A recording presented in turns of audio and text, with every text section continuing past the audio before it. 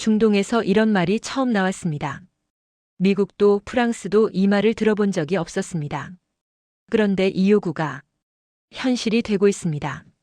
모로코를 시작으로 사우디, UAE, 이라크까지 K2 전차 최대 2,000대.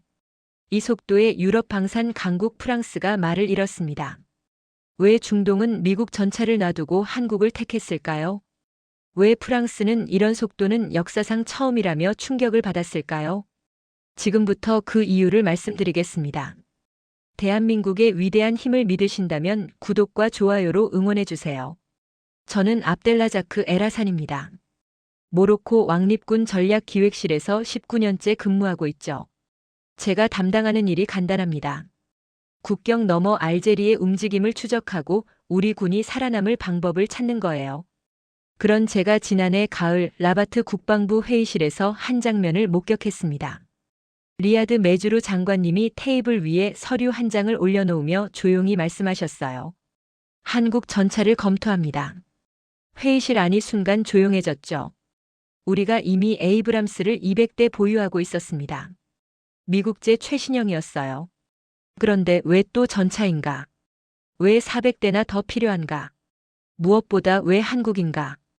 국방차관 압둘 카림이 먼저 반발했습니다.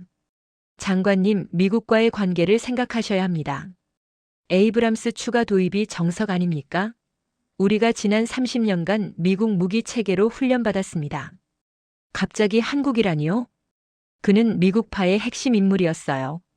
미국 국방대학을 졸업했고 펜타곤과 긴밀한 관계를 유지하고 있었죠. 그의 뒤에는 미국 무기 체계에 익숙한 장성들이 질비했습니다. 장관님이 고개를 저으셨어요. 미국이 우리에게 더 이상 물량을 보장하지 못합니다. 생산 라인이 4년 대기입니다. 알제리가 4년을 기다려줄 것 같습니까? 그럼 독일 레오파르트는요? 유럽파의 수장인 하산 장군이 물었죠. 그는 프랑스 생시르 사관학교 출신이었고 나토 훈련에 수없이 참가했던 인물이었어요. 레오파르트가 유럽 표준입니다.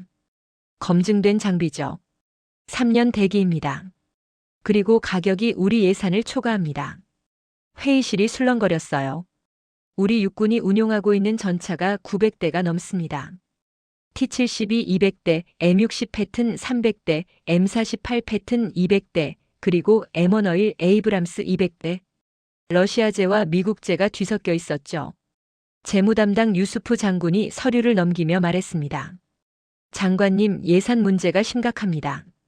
400대 도입하려면 최소 30억 달러가 필요한데 우리 국방 예산이 50억 달러입니다. 전체 예산의 60%를 전차에 쓸 수 없습니다. 공군, 해군, 방공은 어떻게 합니까? 장관님이 테이블을 탁 쳤어요. 감당 못하면 나라가 없습니다. 전차 없이 공군이 무슨 소용입니까? 지상군이 무너지면 끝입니다. 순간 회의실이 조용해졌죠. 장관님이 그렇게 강하게 나오신 건 처음이었어요. 저는 그때 사무실로 돌아와 국경 너머 알제리의 전력 보고서를 다시 펼쳤습니다. T-90SA 572대. 러시아제 최신형 전차였어요. 알제리가 2021년 우리와 국교를 단절한 이후 계속 군비를 늘려왔습니다. 그리고 더 큰 문제가 있었죠. 알제리가 수-30 전투기 48대, S-400 방공 시스템 2개 대대, 그리고 T-90 전차 572대를 배치했습니다. 모두 러시아제 최신 무기였어요. 체계가 통합됐다는 뜻이었죠. 반면 우리는요? 전차만 4개 세대, 2개 국가 제품이 뒤섞여 있었습니다. M48 패튼이 1950년대 설계였고 T-72가 1970년대 소련제였어요. M62 1980년대 미국제였고 M1 2000년대 현대화 모델이었죠. 전쟁이 터지면 부품 하나 바꾸려면 4개 창고를 뒤져야 했습니다. 정비병 한 명이 영어, 러시아어, 아랍어까지 읽어야 했어요. 그리고 가장 큰 문제. 우리 전차 절반이 적의 포탄을 막아낼 수 없다는 겁니다. T-90의 125 포탄이 M48이나 M60 정면을 뚫을 수 있었어요. 심지어 측면에서 쏘면 M1도 위험했습니다. 반면 우리 구형 전차의 포탄이 T-90 전면 장갑을 관통할 수 없었죠. 이게 무슨 뜻인지 아십니까? 먼저 쏴도 안 죽고 맞으면 우리가 죽는다는 겁니다. 지난 2023년 가을 국경에서 실제로 긴장이 고조됐던 적이 있었어요. 서사하라 영유권 문제로 양국군이 대치했죠. 알제리 전차 부대가 국경에서 30km 지점까지 진출했습니다. 우리도 긴급 동원령을 발동했어요. 그때 저는 밤새 시뮬레이션을 돌렸습니다. 결과가 충격적이었어요. 첫 교전에서 우리 구형 전차 300대가 10분 안에 무력화됐습니다. 10분이요. T-90의 125포탄이 M48과 M60을 관통하는데 2초도 걸리지 않았어요. 숫자 우위가 순식간에 사라졌습니다. 900대 대 572대가 600대 대 572대로 바뀌는 순간이었죠. 그럼 우리가 지는 겁니다. 그 시뮬레이션 보고서를 장군님께 올렸을 때 회의실이 조용해졌던 걸 기억합니다. 누군가가 물었어요. 그럼 방법이 뭡니까? 3가지 선택지가 있었습니다. 첫째, 구형 전차를 모두 폐기하고 신형으로 교체한다. 하지만 시간이 10년 이상 걸렸죠. 둘째, 구형 전차를 개량한다. 하지만 50년 된 차체를 아무리 고쳐도 한계가 명확했습니다. 셋째, 지금 당장 도입할 수 있는 최신형 전차를 대량으로 확보한다. 그래서 우리가 400대라는 숫자를 말한 겁니다. 알제리의 T-90 572대를 상쇄하려면 우리도 최소 400대의 현대식 전차가 필요했어요. 그런데 문제가 있었습니다. 미국 에이브람스가 대당 900만 달러, 400대면 36억 달러였죠. 우리 국방 예산 1년치가 50억 달러였습니다. 불가능한 숫자였어요. 독일 레오파르트가 대당 800만 달러, 400대면 32억 달러. 조금 나았지만 여전히 감당하기 어려웠습니다. 그때 장관님이 화면을 켰습니다. 그리고 한 전차의 이미지가 나타났죠. K2 흑표. 회의실 사람들 대부분이 그 이름을 처음 들었을 겁니다. 한국이 전차를 만든다는 것 자체를 모르는 사람도 있었어요. 국방차관 압둘 카림이 비웃듯 말했습니다. 한국이요? 장관님 농담이십니까? 전차는 미국이나 독일, 러시아가 만드는 겁니다. 한국은 자동차나 휴대폰 만드는 나라 아닙니까? 삼성 스마트폰은 좋지만 전차는 다른 문제죠. 회의실에서 웃음이 터졌어요. 한국 전차라는 게 우스운 농담처럼 들렸던 겁니다. 장관님이 조용히 대답하셨어요. 폴란드가 이미 1000대를 계약했습니다.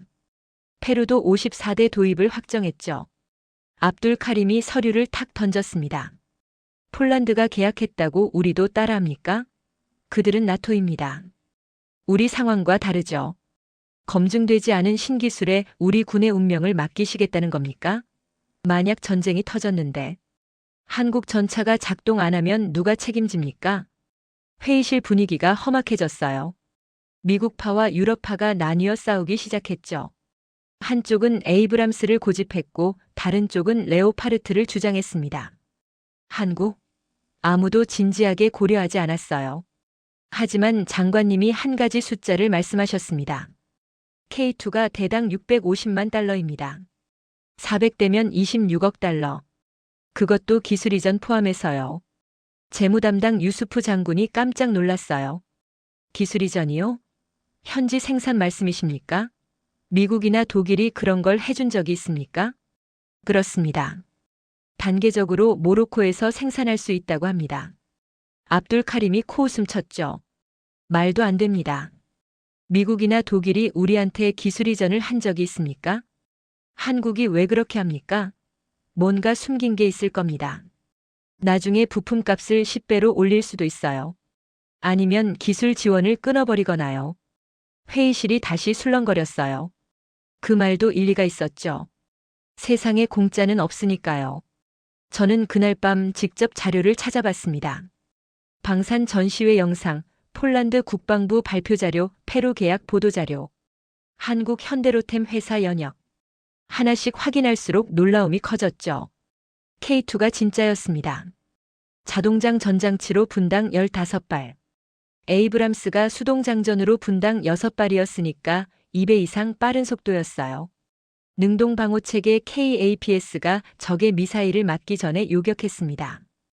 1500마력 엔진이 55톤 차체를 사막에서 시속 70km로 달렸죠.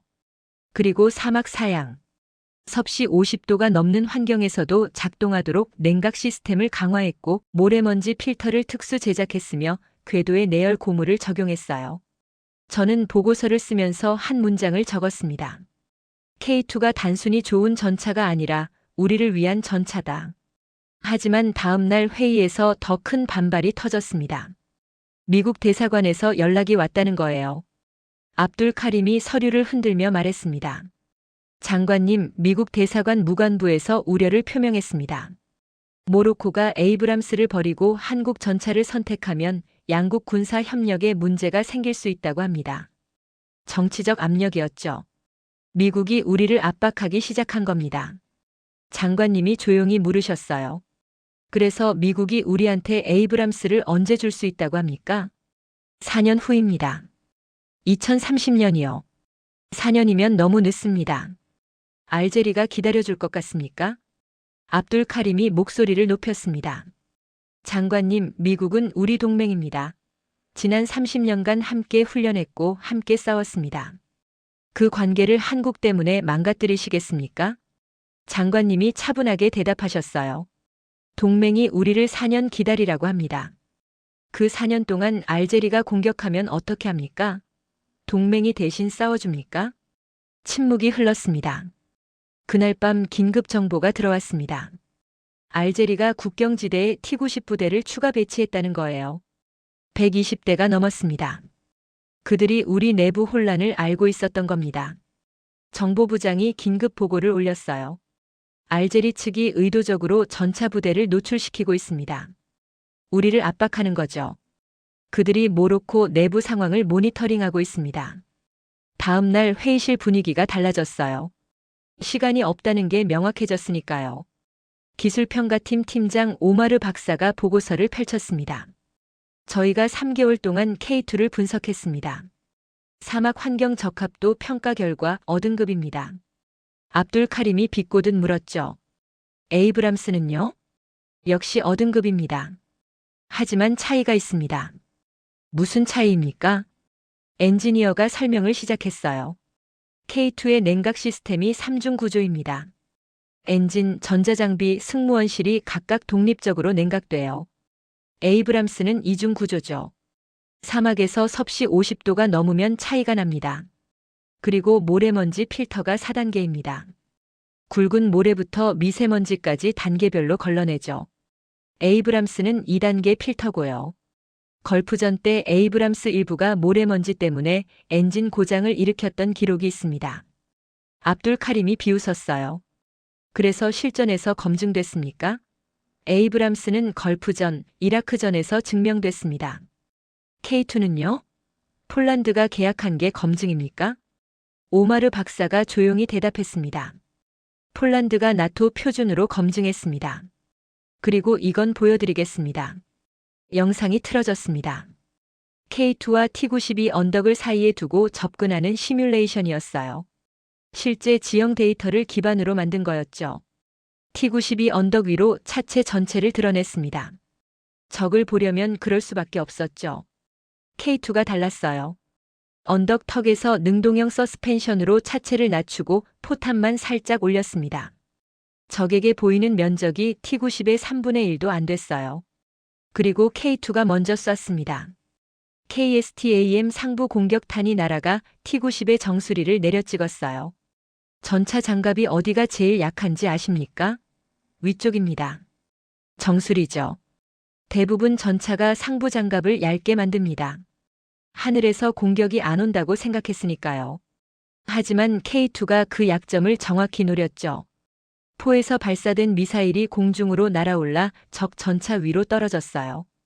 T-90이 폭발했습니다. 시뮬레이션이 끝났습니다.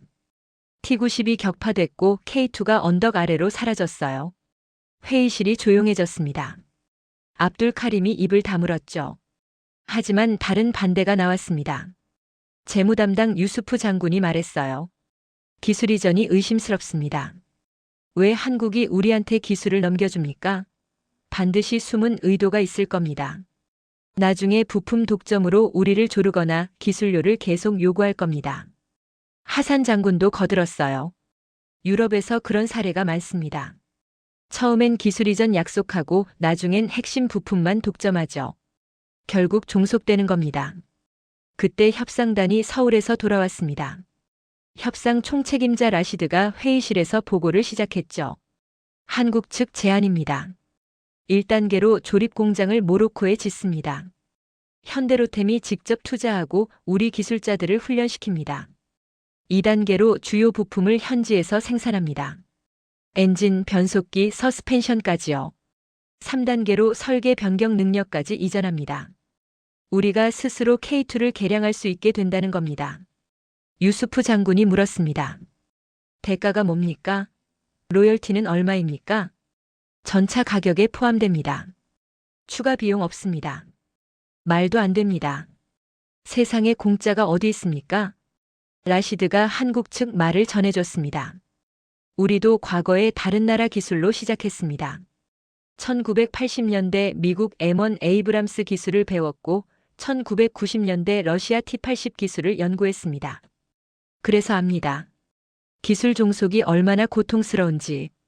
모로코가 자립하길 원합니다. 그래야 진짜 파트너가 되니까요. 압둘 카림이 비웃었어요. 아름다운 말입니다. 하지만 현실은 다르죠. 나중에 부품값을 올리거나 기술 지원을 끊어버리면 우리는 손쓸 도리가 없습니다. 계약서에 뭐라고 쓰든 결국 우리가 약자입니다. 라시드가 조용히 말했습니다. 폴란드 사례를 보십시오. 한국이 폴란드와 합작 공장을 세웠습니다. K2PL이라는 폴란드형 K2를 만들고 있죠. 폴란드가 자체 개량하고 유럽 시장에 재수출할 계획입니다. 하산 장군이 반박했어요.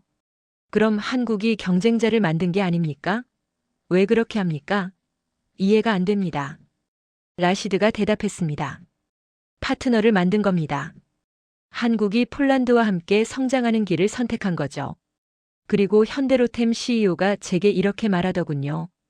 우리는 고객을 만드는 게 아니라 동반자를 만듭니다. 그게 한국 방산의 철학이라고요.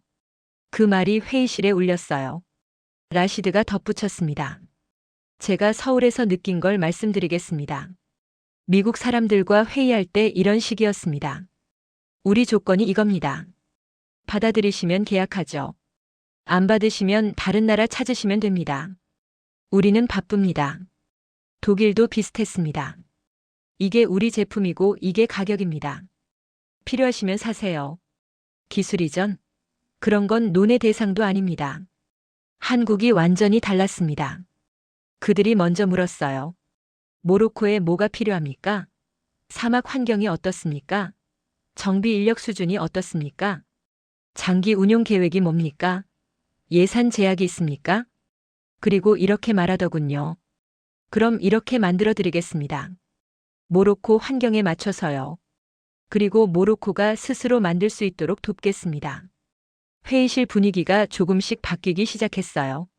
하지만 압둘 카림이 마지막 카드를 꺼냈습니다.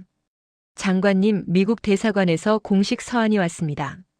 한국 전차를 선택하면 에이브람스 부품 지원을 재검토할 수도 있다고 합니다. 우리 기존 200대는 어떻게 합니까? 부품 없으면 고철 덩어리입니다. 정치적 위협이었죠. 노골적인 압박이었어요. 회의실이 술렁거렸습니다. 에이브람스 200대가 작동 불능이 되면 우리 전차 전력이 700대로 줄어듭니다. 알제리 T-90 572대와 거의 비슷한 수준이 되는 거죠. 장관님이 조용히 대답하셨어요. 그럼 한국한테 물어보십시오. 에이브람스 정비 기술도 이전할 수 있는지. 불가능합니다, 장관님. 에이브람스는 미국 기술입니다. 한국이 어떻게 정비 기술을 압니까? 다음 날 답이 왔습니다. 라시드가 긴급 보고를 올렸어요. 한국 측이 답변했습니다. 에이브람스 정비 라인도 모로코에 구축해주겠다고 합니다. 한국이 M1 에이브람스 기술을 연구한 경험이 있다고요. 부품 국산화까지 지원하겠답니다. 압둘 카림이 얼굴이 굳었어요. 그게 가능합니까? 한국이 1980년대 미국과 기술 협력했습니다. K1 전차를 만들 때 M1 기술을 연구했다고요. 그 노하우가 있다고 합니다. 미국의 압박이 무력화됐습니다. 한국이 에이브람스 정비까지 지원하겠다고 하니 미국 카드가 소용없어진 거죠. 압둘 카림이 말문이 막혔어요. 하지만 새로운 문제가 터졌습니다. 국회 국방위원회에서 반대 결의안이 나온 겁니다. 국회의원들이 주장했어요. 검증되지 않은 무기에 26억 달러를 쓸 수 없다. 국민 세금이다. 미국이나 유럽 무기를 사야 한다. 여론도 나뉘었습니다. 보수층은 미국 무기를 선호했고 진보층은 예산 낭비를 우려했죠. 한국 전차? 대부분 국민이 들어본 적도 없었어요. 장관님이 국회에 직접 출석하셨습니다. 그리고 시뮬레이션 결과를 공개했어요. 현재 우리 전차 전력으로 알제리와 싸우면 어떻게 됩니까? 첫 교전에서 구형 전차 300대가 10분 안에 무력화됩니다. 우리가 집니다. K2 400대를 도입하면 어떻게 됩니까? 우리가 압도적으로 이깁니다. 비율이 4.5대 1입니다. 그럼 에이브람스 400대를 도입하면요? 36억 달러가 필요하고 4년 기다려야 합니다. 4년 후에 알제리가 T90을 800대로 늘리면 어떻게 합니까? 국회의원들이 침묵했습니다. 장관님이 마지막으로 말씀하셨어요. 우리는 동맹을 선택하는 게 아닙니다. 생존을 선택하는 겁니다. 미국이 좋습니다. 유럽도 좋습니다. 하지만 그들이 4년 기다리라고 하면 우리는 죽습니다. 한국이 2년 안에 줍니다. 그것도 우리가 스스로 만들 수 있게 도와줍니다. 선택은 명확합니다. 국회가 결의안을 철회했습니다. 올해 1월 최종 검토 회의가 있었습니다. 테이블 위에 3개 제안서가 놓여 있었어요. 미국 에이브람스, 독일 레오파르트, 그리고 한국 K2. 가격 비교. 에이브람스 900만 달러, 레오파르트 800만 달러, K2 650만 달러. 납기 비교. 에이브람스 48개월, 레오파르트 36개월, K2 24개월. 기술 이전. 에이브람스 없음, 레오파르트 없음, K2 전면 이전. 성능은 세 전차 모두 최상급이었습니다. 하지만 조건이 달랐죠. 저는 최종 시뮬레이션을 돌렸습니다. K2 400대가 우리 전력에 합류한 상황이었어요. 알제리 T90SA 572대가 국경을 넘었습니다. 우리 에이브람스 200대와 K2 400대가 맞섰죠. K2가 먼저 포착했습니다. 능동형 전장관리 시스템이 적을 4km 밖에서 감지했어요. T92 3km 밖에서 우리를 발견했죠. 1km 차이. 하지만 전장에서 1km가 생사를 가릅니다. K2가 먼저 쐈어요. KSTAM 상부 공격탄이 날아갔습니다. T90 12대가 정수리에 명중당했죠. T90이 반격했지만 K2가 이미 위치를 바꿨어요. 능동형 서스펜션으로 차체를 낮추고 언덕 뒤로 숨었습니다. 적 포탄이 빗나갔어요. 그리고 K2가 다시 나타났습니다. 다른 위치에서요. 자동장 전장치가 15초 만에 재장전을 끝냈죠. 전차 싸움이 뭔지 아십니까? 보는 자가 이기고 쏘는 자가 살고 숨는 자가 끝까지 남습니다. K2가 셋다 했어요. 시뮬레이션이 30분 진행됐습니다. 우리 손실이 K2 23대, 에이브람스 18대, 총 41대였어요. 적 손실이 T90SA 184대, 비율이 4.5대 1이었죠. 엔지니어가 말했습니다. 이건 보수적으로 계산한 겁니다. 실전에선 더 벌어질 수 있어요. K2가 승무원 3명으로 운용되고 자동화가 많아서 피로도가 낮습니다. 그리고 현지에서 부품을 생산하니까 보급도 빠르죠. T92 승무원 3명이지만 수동 장전입니다. 포수가 매번 22kg 포탄을 들어야 해요. 열발 쏘면 지쳐서 속도가 떨어지죠. 그리고 러시아에서 부품을 가져와야 하니까 보급이 느립니다. 이런 변수를 더하면 비율이 6대 1까지 벌어질 수 있습니다. 압둘 카림이 더 이상 반대하지 않았어요. 하산 장군도 침묵했습니다. 유수프 장군이 고개를 끄덕였죠. 장군님이 마지막으로 물으셨습니다. 신뢰는 어떻습니까? 라시드가 대답했습니다. 현대로템이 이미 우리한테 2조 원어치 철도 차량을 납품했습니다. 2024년 2월 계약했고 약속대로 진행 중입니다. 기술 이전도 포함됐죠. 그들이 약속을 지켰습니다. 그래서 저는 믿습니다. 이번에도 약속을 지킬 거라고. 한국 사람들이 계약서에 쓴 건 반드시 지키더군요. 그날 회의실에서 결정이 났습니다. 한국 K2 흑표 400대, 기술 이전 포함, 단계적 현지 생산, 2026년부터 인도 시작. 압둘 카림이 자리에서 일어나며 말했습니다. 장관님, 미국에 어떻게 설명하시겠습니까? 장관님이 조용히 대답하셨어요. 진실을 말하겠습니다. 모로코는 동맹을 배신하는 게 아니라 생존을 선택한 거라고. 미국이 4년 기다리라고 했고 한국이 2년 안에 주겠다고 했다고. 우리는 기다릴 시간이 없었다고. 결정이 나자마자 미국 대사관에서 다시 연락이 왔습니다. 재고를 요청한다고요. 대사가 직접 장관님을 만나겠다고 했죠. 하지만 장관님이 단호하게 대답하셨어요. 이미 결정됐습니다. 모로코는 동맹을 선택하는 게 아니라 생존을 선택한 겁니다. 미국이 진정한 동맹이라면 우리 선택을 존중해야죠. 며칠 후 놀라운 일이 벌어졌습니다. 알제리가 국경지대에 배치했던 T-90 부대를 후방으로 철수시켰어요. 120대가 모두 사라졌습니다. 정보부에서 보고가 올라왔어요. 알제리 측이 모로코의 K2 도입 소식을 듣고 전략을 재검토 중이라고 합니다. 그들도 알았던 거죠. K2 400대가 오면 균형이 완전히 바뀐다는 걸. 국경 긴장이 낮아졌습니다. 우리가 아직 한 대도 받지 않았는데 결정만으로 효과가 나타난 겁니다. 저는 오랫동안 한국을 빠른 나라로만 알았습니다. 경제 발전이 빠르고 기술 성장이 빠르고 문화 수출이 빠른 나라. K-팝, 드라마, 영화. 그런 인상이었죠. 하지만 이제 압니다. 한국이 전쟁을 겪어본 나라라는 걸. 1950년대 625전쟁을 겪었고 70년간 분단 상태였으며 지금도 휴전선에서 긴장이 계속되는 나라. 북한이 핵무기를 개발하고 미사일을 쏘고 도발하는 상황에서 살아온 나라. 그래서 그들이 장비를 책상이 아니라 생존으로 만듭니다.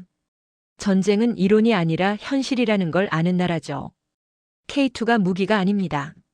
철학입니다. 살아남기 위한 철학, 동맹을 지키기 위한 철학, 파트너와 함께 성장하기 위한 철학. 그 철학이 55톤 강철 안에 담겨 있었어요. 미국이 강합니다. 유럽도 강하죠. 하지만 그들이 우리 입장을 이해할까요? 국경 너머 적대국이 있고 숫자로 밀리고 시간이 없고 예산이 부족한 나라의 절박함을요? 한국이 이해합니다. 그들도 같은 처지였으니까요. 북한이 국경 넘어 있고 숫자로 밀렸고 시간이 없었고 예산이 부족했던 나라. 그래서 스스로 만들기로 결심한 나라. K1 전차부터 시작해서 K2까지 40년 걸렸습니다. 그 40년의 경험이 K2에 녹아 있었어요. 그래서 폴란드가 선택했고 페루가 따라왔고 이제 모로코가 손을 잡습니다. 며칠 전 저는 집으로 돌아가는 길에 하늘을 봤습니다. 사막 위로 별이 쏟아지고 있었어요. 그리고 생각했죠. 앞으로 몇 년 후 이 사막 위로 다른 것들이 움직일 겁니다. 한국 기술로 만든 전차. 모로코 손으로 조립한 전차. 우리 이름이 새겨진 전차. 그게 국경을 지킬 겁니다.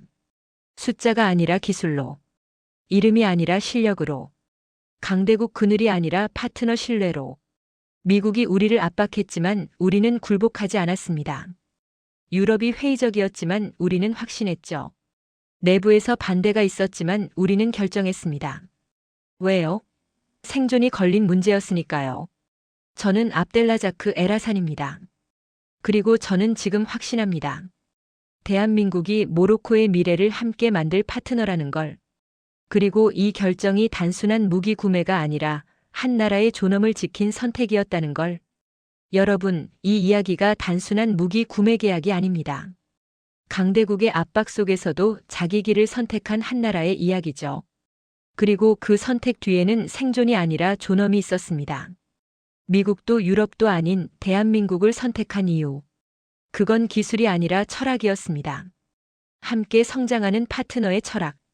사막이 먼저 알아본 나라. 정치가 아니라 생존으로 증명한 나라. 그 이름이 대한민국이었습니다.